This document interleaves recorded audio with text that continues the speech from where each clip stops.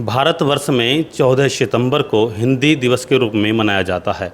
इस संबंध में हमारे से बात करने के लिए आज पुष्पेंद्र सिंह जी हमारे साथ हैं, जो कि अफसर एकेडमी के डायरेक्टर भी हैं और पीजीटी में और टीजीटी में हिंदी के एक वरिष्ठ अध्यापक हैं, जो इसकी तैयारी भी कराते हैं हिंदी की। आज उनसे हम जानेंगे कि हिंदी दिवस के बारे में बात उनसे करेंगे। सर, सबसे पहले आपका स्वागत हमारे चैनल में। जी धन्यवाद। सर, मैं आपसे जानना चाहता हूं कि जिस तरीके से आज हिंदी दिवस है, तो हिंदी दिवस के बारे में आप कुछ बताइए, क्या इसकी विशेषताएं हैं? जी, भारत का जब संविधान बन रहा था तो 14 सितंबर सन 1949 को हिंदी को भारत की राजभाषा के रूप में स्वीकार किया गया। इसीलिए प्रत्येक वर्ष हम 14 सितंबर को भारत में हिंदी दिवस के रूप में मनाते हैं।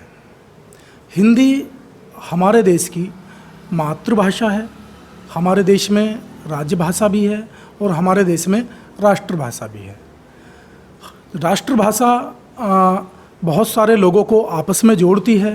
राजभाषा यहाँ जो कामकाज की भाषा है, सरकारी कामकाज की भाषा है, वह है, और मातृभाषा वह है जो बच्चा अपने माँ के पेट से पैदा होने के पश्चात सबसे पहले किसी की आवाज़ सुनता है। वो जिस भाषा में आवाज़ सुनता है वह उसकी मातृभाषा होती है। आज के परिप्रेक्ष्य में जब हम देखते हैं, हिंदी का उच्चारण मातृभाषा के रूप में करते हैं, जबकि सही उच्चारण मातृभाषा है। ये शब्द ही अपने आप में हिंदी के साथ एक दोगले व्यवहार को प्रदर्शित करता है। ये बताता है कि हिंदी मातृभाषा है, ना कि मातृभाषा है। हमने इसका उल्टा कर दिया है बिल्कुल, जबकि हिंदी मातृभाषा है, ना कि मातृभाषा है। हिंदी एक भाषा के रूप में आगे बढ़ रही है, लेकिन इसके लिए जो जिम्मेवार है आगे बढ़ाने के लिए, वो केवल निम्न तबका ही है। जो समाज का संभ्रांत वर्ग है उसे हिंदी से परहेज है। वह हिंदी को बोलने से कतराता है। उसे लगता है कि हिंदी अब हमारी भाषा नहीं है। जो हमारे समाज का आरक्षित वर्ग है, निम्न वर्ग है, दबा कुचला वर्ग है, वह हिंदी को लगातार आगे ले जाने का प्रयास कर रहा है। केवल आज ऐसा लगता है कि हिंदी उसी वर्ग की भाषा रह गई है, लेकिन यह भाषा हम सबको जोड़ती है।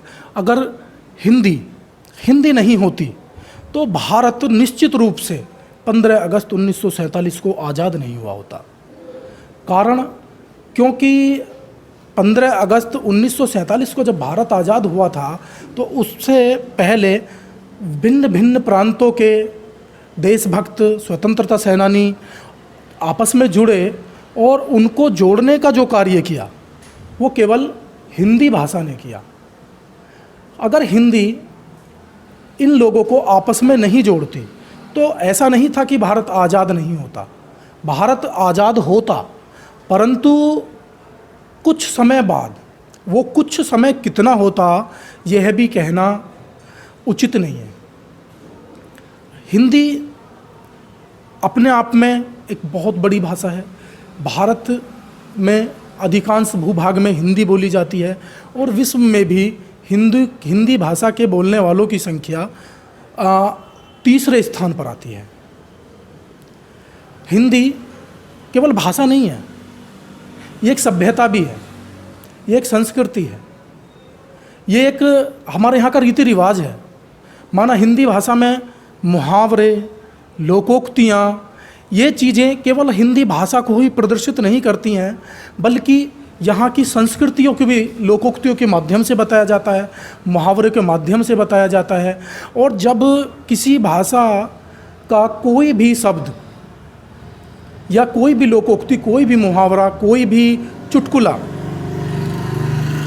आम जनता की परिपाटी या उसकी कसौटी पर खरा उतर जाता है, तो तब वह अपना रूढ़ रूप ग्रहण करता है।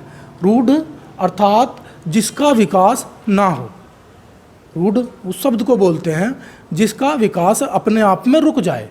तो विकास तो उसका रुक गया, कोई भी मुहावरा है, लोकोक्ति है, विकास भले ही रुक गया है लेकिन वह एक अपना प्रमाणिक निश्चित अर्थ अपने अंदर ग्रहण किए हुए होता है। जब हम किसी चीज़ के लिए कोई शब्द निश्चित कर देते हैं तो उसके अंदर एक सच्चाई छिपी हुई होती है। सर, जैसे आज के समय में देखा जा रहा है, हिंदी जो है अंग्रेजी के सामने एक बोनी देखी जा रही है। जो व्यक्ति अंग्रेजी बोलता है उसे ज़्यादा प्रोफेशनल माना जाता है और जो व्यक्ति हिंदी बोलता है उसे एक निम्न स्तर का माना जाता है। इस बारे में क्या कहेंगे?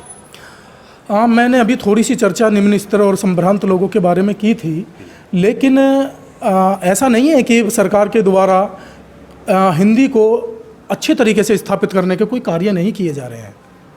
हिंदी को अच्छी तरीके से स्थापित करने के कार्य किए जा रहे हैं, लेकिन साथ ही अंग्रेजी के विकल्प भी खुले हुए हैं और अंग्रेजी अंतर्राष्ट्रीय भाषा का दर्जा बहुत अच्छे तरीके से बहुत दिनों से प्राप्त है। तो अब अगर किसी विद्यार्थी को अपना भविष्य तलाशना है, उसके सामने दो विकल्प मौजूद होते हैं, एक इंग्लिश भाषा और एक हिंदी भाषा।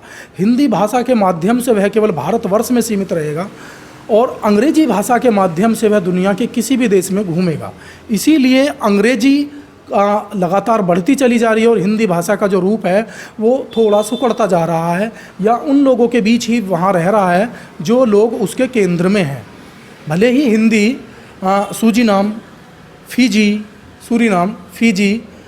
या मॉरिशस, चाइना, अमेरिका, ऑस्ट्रेलिया आदि देशों में पढ़ाई तो जा रही है, लेकिन वह केवल एक भाषा के रूप में वहाँ पर पढ़ाई जा रही है।